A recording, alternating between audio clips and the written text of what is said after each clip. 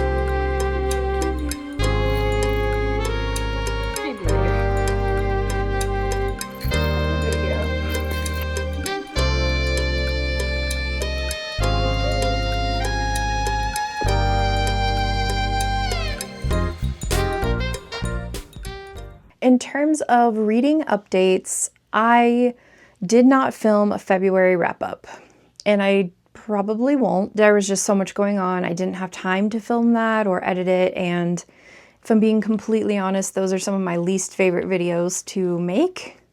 So I'm kind of considering whether... So I'm considering whether I want to keep making those going forward. Hey, careful. I really enjoy making the TBR videos and then reading vlogs, but maybe down in the comments, let me know, do you love the wrap-up videos? Should I continue those, or would you be okay without them? February was a light month for me, I think, just with everything going on, and then some things at work are just quite stressful at the moment. So in February, I read 7 books, I believe, plus a graphic novel. It was 6 or 7 books and 1 graphic novel. It was a very fantasy heavy month. I didn't really have just like a contemporary romance, I don't think, which is funny because it was February. So I have actually already corrected that. In March, I just finished And Now Back to You by BK Borison. I really enjoyed it. I thought it was very, very cute. There was a lot of really great tension and some really great communication. Again, I think that was one of the things that I liked a lot about First Time Caller. And then we saw that again in this one. Like, there wasn't really a third act breakup. There was third act doubts, but they talked openly about it and got through it. So I really liked that. I also really loved how there was like a lot of side plot going on, and each character had a pretty interesting backstory with their family and things like that going on. So I really liked it. And then I just started reading Half City, which somebody said was like Buffy meets Zodiac Academy. I can't remember what the other comp was, but somebody did say it was like Buffy meets something, and I was a Buffy fan. So I'm really excited about this. I've also heard that it might make me laugh, which gotta love that. I'm only like, I think I'm on chapter 2. So we're still in the very, very beginnings and figuring out what's happening, but she is a demon hunter. We have learned that. She's currently living in a city that, I don't remember the name of it, but it's reading to me kind of like New York City, like a really big crowded place with subways. Demons can live among humans in this world. They need to feed off of humans to survive longer, as opposed to, I don't know, some kind of underworld or something like that, where they can live forever. And then there are people who look like typical humans, but are actually demon hunters. And so our main girl is one of them. We also find out that her mom is a politician and her father passed away when she was about 10. So she's got some baggage, some drama. There was definitely a conversation she was having with her mom that gives us the impression that she, doesn't really have faith in the political system in this world, even though her mom is one of the politicians. So I'm really enjoying this so far. There's something about this book that's just so satisfying in terms of like the size and the feel of it. I don't know how to explain that. We're gonna see what it's all about. I have heard that it ends on a cliffhanger because it is supposed to be a duology. So I am prepared. I'm prepared for that. On the back it says, "Welcome to Harker Academy for Deviant Defense. Keep your daggers sharp and your wits even sharper." Okay. Our main girl is 21. She lives in an expensive city where the rent is too high, works long hours at a thankless job, and is dating a guy she doesn't even like in the hopes of winning her prickly mother's approval. She also happens to be a demon hunter.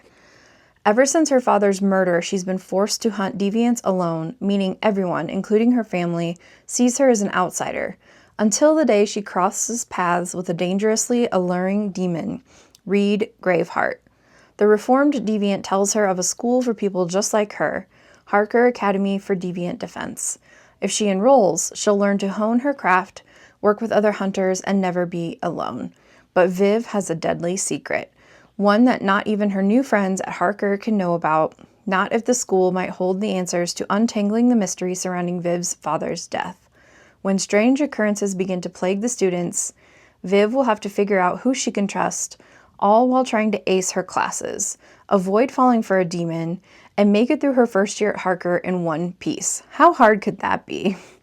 Okay, I'm getting the Buffy vibes for sure, but just make it college and not high school. I think this was the book that someone said there was like professor student, maybe? We'll see. But yeah, I'm having fun with this so far.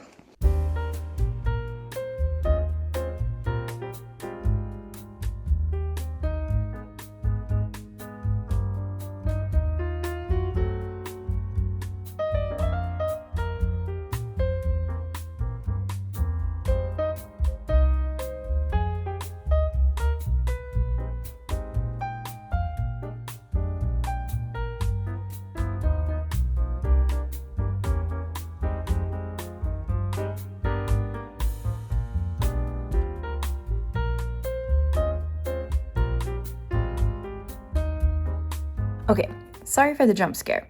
I am currently doing some skincare and just relaxing. It is a snow day here, a much needed snow day, and I am reading Half City, about 150 pages in. I started out this book having a really fun time.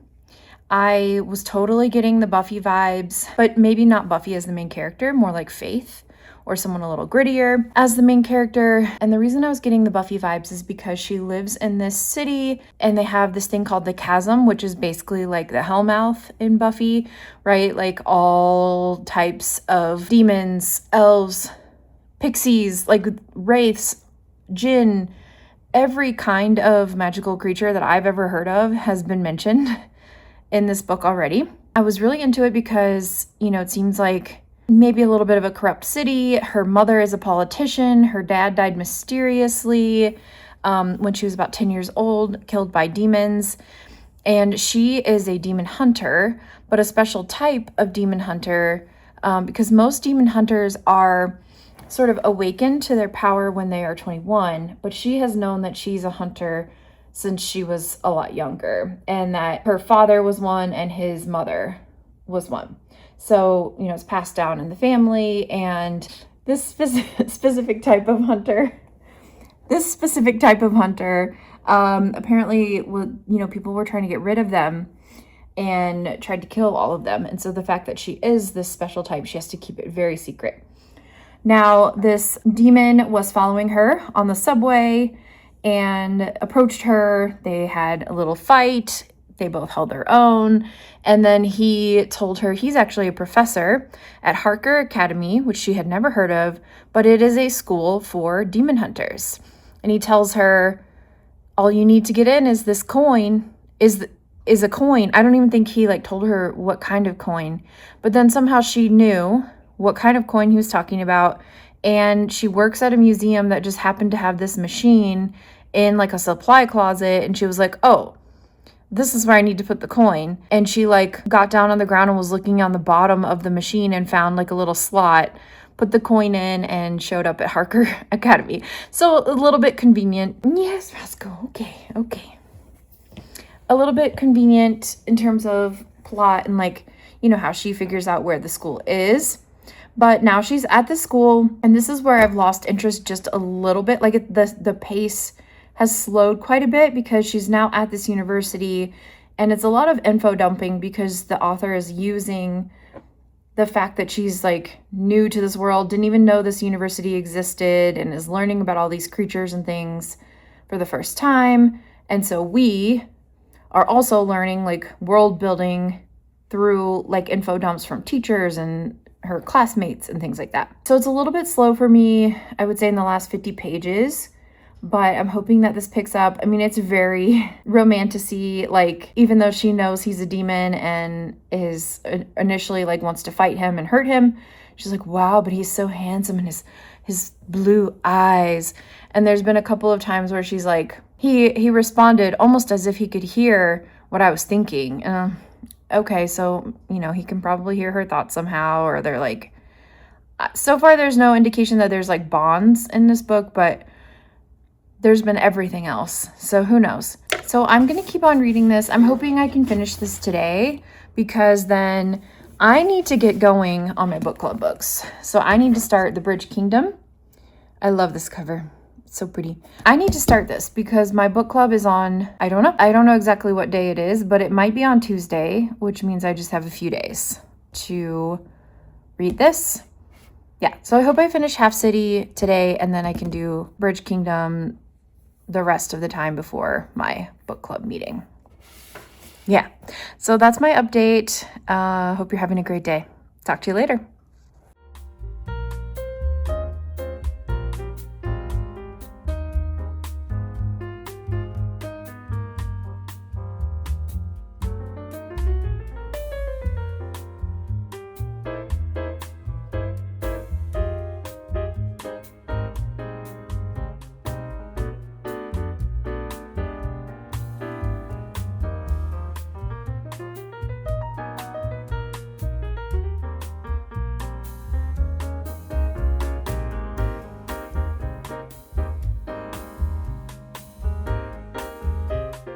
Something else that has just been on my mind lately is this channel. And, you know, I just started this channel in November. It's only been a few months. And I started it just to see. I just wanted to see, is this something that would be fun, would be sustainable? Because I do work a 9-to-5 job and, you know, have to do this in the evenings or weekends or days off. So far, I do think that this is fun and I am really enjoying it. I enjoy certain types of videos more than others, like I said before, but I am really liking this and I'm starting to feel comfortable enough with sort of the basics. Hopefully, as I'm saying this, hopefully my microphone is working because that is something that I have been troubleshooting. Probably noticed in my last few videos, I'll be wearing the microphone and to me, the green light is on. And the green light is on, but then the sound doesn't connect for some reason. So I have been struggling with that. But then in terms of editing, I feel like I can do, the basics. I can do the basics of editing. And so now I'm kind of like, okay, should I try to like step up my editing game a little bit? Maybe try to create some kind of intro for my videos that I've seen other people do. I have no idea how to do that or even how to start. So, that might be something that if I learn how to do, it might take me a while to figure that out. But also, just doing more of the types of videos that I enjoy, because then it will feel less like work. Like the monthly wrap-up videos, I kind of dread doing those. It's never been my strong suit to tell a clear and concise synopsis. It's other people's professional jobs to write those. So I just feel like, why am I reinventing the wheel and like trying to summarize this in some unique or different way? I often fall back on genres. Like I think that actually is helpful information, like genres or subgenres, because I think a lot of people have certain things that they really enjoy, and if they know what those things are, or things that they really dislike. And so if they know what those things are, and I'm describing a book and saying it's one of those things, they, can have a sense of whether they should or shouldn't read it. But like to go super deep into what a book is about isn't really my strength. And the thing that I mostly get from reading is emotions. Like reading is an outlet for emotions for me. It's a way to release and feel emotions. And so a lot of times my reactions to books are about how I felt. Sometimes I can put words into why a book made me feel a certain way. Other times I really struggle with that. And so to force myself to try to do that for every single book I read in a month is just really draining. And I've never really been super proud of the outcome of those videos that I've put up in the past. Like they definitely kind of feel like a slog, to me at least. So, I'd love to hear from you in the comments if you disagree. Like maybe you think those wrap-ups are really helpful and the information that I'm providing is new or unique in some way. Please let me know that, because right now I'm kind of thinking about scrapping those or maybe trying to do something new. Maybe I only focus on my favorites or something like that. But then I know that there are people out there who really value hearing critiques of books as well, and, feel like things tend to be overly positive or overhyped online. I don't know if I'll keep doing those, but if I do, I'll probably be trying something a little bit different and not just literally telling you about every single book I read in a month. Some of the videos that I've really enjoyed doing in the past are videos that have a lot of B-roll. where I can kind of show you some of the day in the life things that I get up to. Now, in a typical week when I'm just going to the office 5 days a week, I don't always have a ton of B-roll for things like that, but I think I am going to try to make an effort to include more of that in my reading vlogs going forward. And then I do enjoy the TBR videos. I feel like they're short and sweet, but genuinely at the beginning of the month, I'm excited about everything that I'm planning on reading. That excitement helps and kind of serves as motivation to film that video. But yeah, if you have any kinds of videos that you would love to see me try or would love to see more of that I have done in the past, let me know. Let me know down in the comments. I feel like I'm at a point where I can try to maybe level up a little bit. You know, we've been just getting our feet wet, trying to handle volume, microphone, storage. Oh my gosh, the storage for these videos is a hurdle. But, you know, we're just learning the basics so far, and now I feel like I might want to try to level up. And so if you have any thoughts or feedback on how I can do that, just let me know.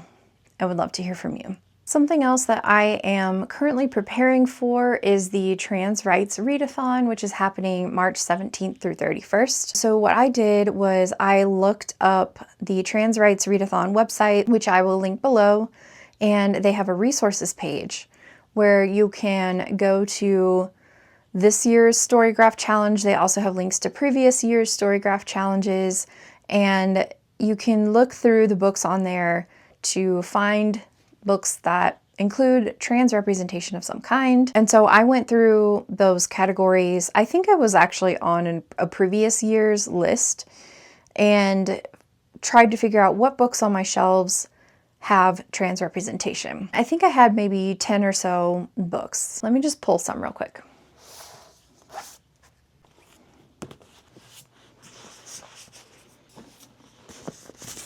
There might be some that I'm missing, but I feel pretty confident that all of these were among the options. And I have a lot of book club books happening this month, so I put those on my TBR first, and then after that determined how many more books I needed to get to my goal of 9. So then I picked 4 of these to read in March, and I picked these. Last month was really fantasy heavy and like epic fantasy, and also we've got this sucker on my March TBR already. So that is the only reason that the 5th season didn't end up on my March TBR. I really want to read this one, and it from what I can tell on the Storygraph Challenge, it has multiple types of trans representation, it seems. Same thing with this. This is Stories of Joy from Trans, Non-Binary, and Intersex Writers. This is nonfiction. And so the stories throughout this book have a lot of different types of trans representation, but I just wasn't sure I had a nonfiction in me. I read one nonfiction book last year, and I don't feel bad about it at all. So, you know, maybe I'll read this during Pride Month, or just any, you know, it doesn't have to be Pride Month, but that might just help motivate me to read a nonfiction book. Like, I need extra motivation to read a nonfiction book. Any of these other books, I don't need extra motivation. I just, you know, wanted to make an effort to be uplifting trans representation during the Trans Rights Readathon. I think that might be all of my updates. So I hope to be hearing from you in the comment section, you know, the various things that I've asked for your input on. I hope that this video was at least somewhat interesting, kind of give you an idea of things to be on the lookout for with this channel in the future. Moving vlogs, more reading vlogs, viewer wrap-ups, things like that. I just want to say thank you so much for stopping by this video. If you are one of my subscribers, thank you so much. I'm so grateful that you chose to support my channel in the early days, and it just means so much to me. Every single one of you, I get a notification, and I get so excited that, you know, people out there are actually watching these videos. It's very exciting. If you're not already subscribed, please consider subscribing to my channel, and, you know, we can see where things go from here. I hope things get really exciting. I will see you in the next one. Bye.